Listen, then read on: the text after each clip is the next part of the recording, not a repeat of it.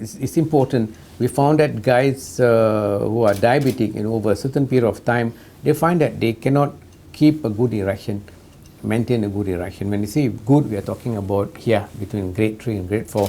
And of course, the most important actually is grade 4. Most guys, all guys in a normal scenario, when they are turned on, they get this kind of erection. And this kind of erection, grade 4 erection, is an erection where the penis, or rather the male genital, is really firm enough and very rigid, and there is no issue of not able to penetrate. Whereas grade 3 is a little bit, maybe 1 or 2 lighter shade, I can say, where the firmness is not there and it's firm enough for penetration. Yes, when the woman is ready. When the woman is not ready, it might have some difficulty actually. But as far as the other two are concerned, that is filling, there is some firmness, some fullness, but not sufficient for penetration. Yeah, so guys who are diabetic, they end up probably having, they find that they cannot keep their erection to grade 4. Very fast it becomes grade 3. And just imagine guys with grade 3, very fast it can become grade 2. So that's the thing, they just cannot maintain that fullness, their firmness will not be able to maintain with guys who are having diabetes. For the guy to get, a firmness of his genital, when he's sexually aroused, blood will flow inside. So you can see that the guy's genital is a vascular organ. Yeah, it's not muscle. There is always this belief that this is muscle. It's not muscle. And one thing guys need to know, that this is not something that you can massage. You cannot massage just like our body massage. You go to a massage guy to massage and all that. You are in trouble. You are asking for trouble. This organ is really a vascular organ. It has got a lot of blood supply inside there, and you can see that is how it looks like actually. You can see how blood will flow inside here. There are a lot of caves, small caves inside which are filled with blood when a guy is fully erect. So just imagine, and this area all very soft and delicate. You just go for massage and all that, you're going to destroy all these muscles inside there. The dorsal nerves are very important actually, and these nerves are peripheral nerves. And studies shows that people who are diabetic, their peripheral nerves will be disturbed. For most guys, they will have that numbness of the tip of their toe, their foot, or rather the feet. And then the other thing, of course, they have this numbness over the tip of their penis, and that make love making kind of trying for them, because they will not be able to really control their ejaculation. So this is what happens when the peripheral nerves are affected. They have peripheral neuropathy, and then the area become numb. Yeah, so love making can be a real issue actually for them. But it can also go the opposite way, right? Yeah, exactly. That is the issue of the ejaculation function, which is also controlled by the peripheral nerves. That can be a little bit disturbed, and ejaculation will not be antegrade, it will be retrograde.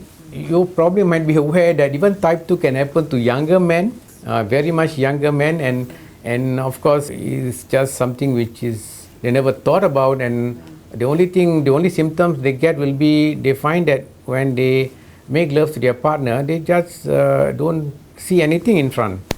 They are not ejaculating in front, retrograde ejaculation.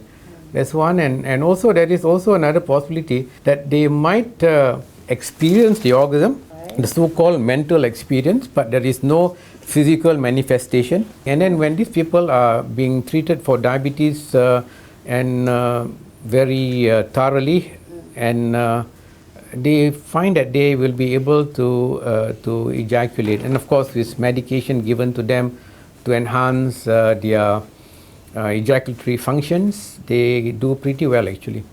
Once people are diabetic, when they have got ED problems, they recover by getting proper treatment for their diabetes, and then following the doctor's advice, but they will be dependent on the ED drugs.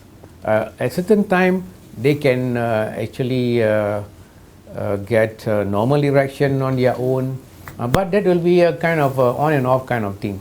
Yeah, but they will still need to be on ED drugs. They need to really follow a kind of a schedule with regard to exercises, avoid all this glucose stuff and all that, and then all the other bad habits they need to stop, and then ensuring that their testosterone level is on the higher side or conforming to their age. There are two drugs which are considered to be okay with regard to taking on a regular basis. One is Cialis, the other one is Zydina. Incidentally, there was a study done on Tongkat Ali, I'm not sure whether you have heard, where they found that guys who are diabetic when they are on Tongkat Ali, it sort of enhance glucose uptake by the cells. At the same time, it also enhances production of testosterone. And that is a very interesting alternative, yeah. Tongkat Ali, but not any Tongkat Ali. It should be water soluble extract Tongkat Ali. Now, women do have a similar scenario. They will not get aroused, somehow or other blood will not be flowing to their genital, and it will not be ready for penetration. Actually, they will feel quite dry, and then it can be pretty dry, and there is no swelling of their genitals. So when love making were to be attempted during that particular time, they will feel very sore. And then of course they feel tired, lethargic. That's another thing about diabetes.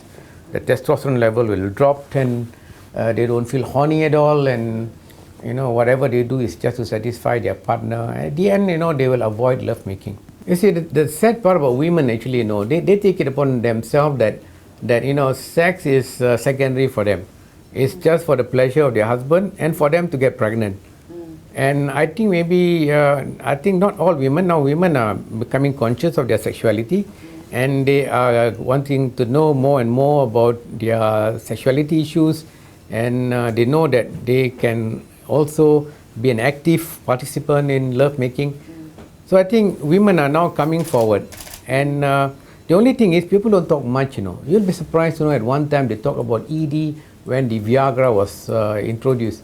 Women were still behind all the time. What is there for women?